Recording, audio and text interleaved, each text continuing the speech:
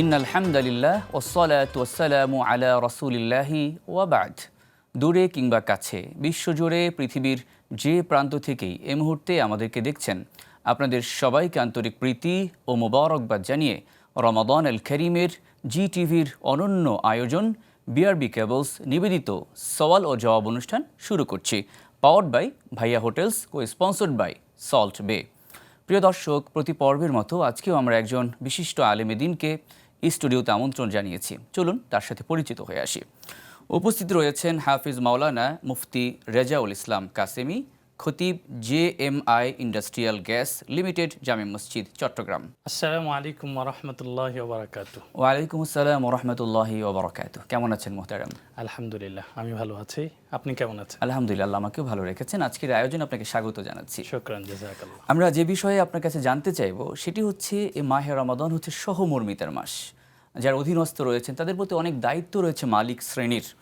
তো এই জন্য আপনার কাছে প্রশ্ন রাখতে চাই যে রমজান মাসে অধীনস্থ যারা রয়েছে, যারা কিনা কর্মী রয়েছে, তাদের প্রতি মালিকদের কী ধরনের দায়িত্ব রয়েছে? সকলকে আন্তরিক মোবারকবাদ জানিয়ে এবং ধন্যবাদ জানিয়ে আমাদের আলোচনা শুরু করছি।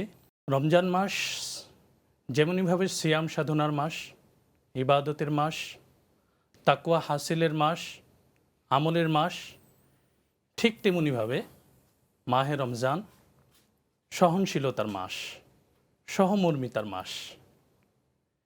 আল্লাহ রাসূল সাল্লাল্লাহু আলাইহি ওয়াসাল্লামের একটি ঘটনা থেকেই আমরা এই সহনশীলতা ও সহমর্মিতার ব্যাপারটি বুঝতে পারি।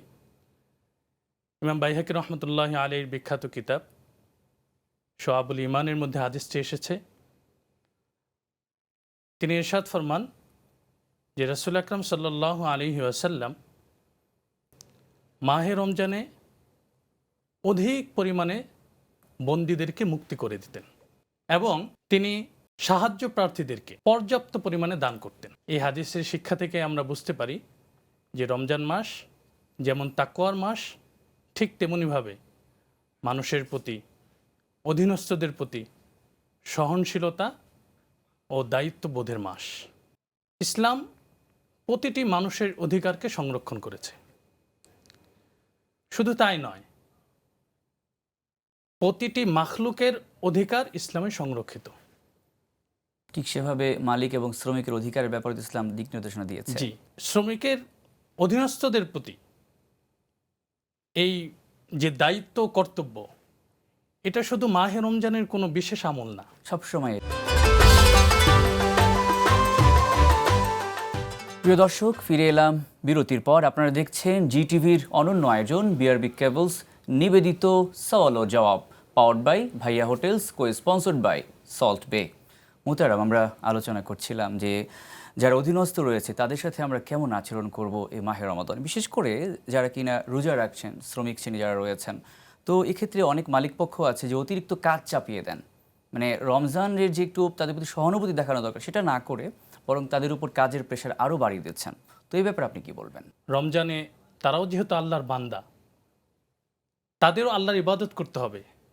সিয়াম এটা শুধু ক্ষেত্র বিশেষ একটা গোষ্ঠীর আমল নয়, সকলের আমল। অধীনস্থদের প্রতি দায়িত্বের বোঝা যেহেতু একটু বেশি থাকে, আমরা তাদের থেকে সেবা নিয়ে থাকি।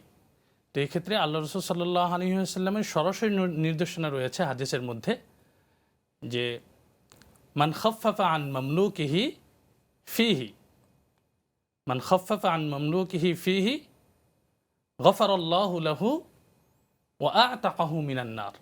সুবহানাল্লাহ।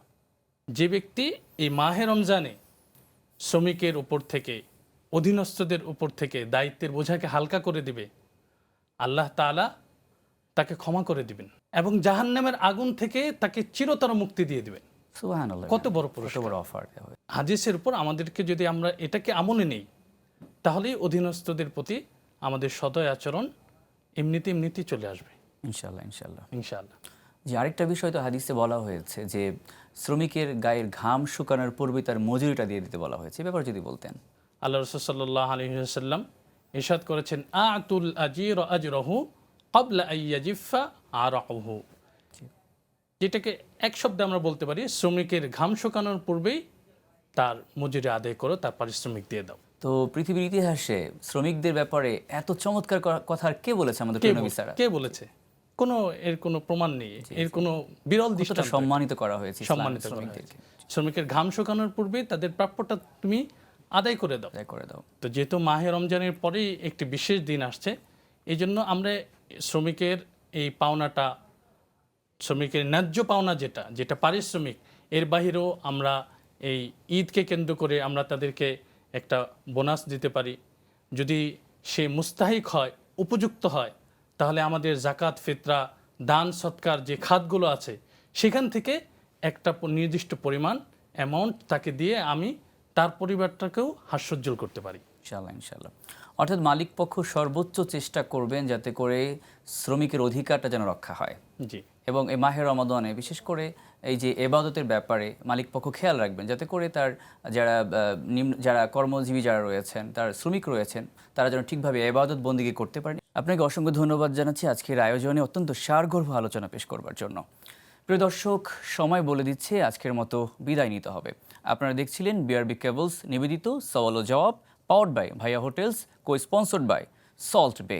প্রিয় দর্শক, মাহে রমাদান হোক সহমর্মিতা এবং সম্প্রীতির মাস, এই আশাবাদ ব্যক্ত রেখে আজকের মতো বিদায় নিতে চাই। ইনশাআল্লাহ আগামীকাল ঠিক একই সময়ে জিটিভির পর্দায় আপনাদের সাথে দেখা হচ্ছে, কথা হচ্ছে।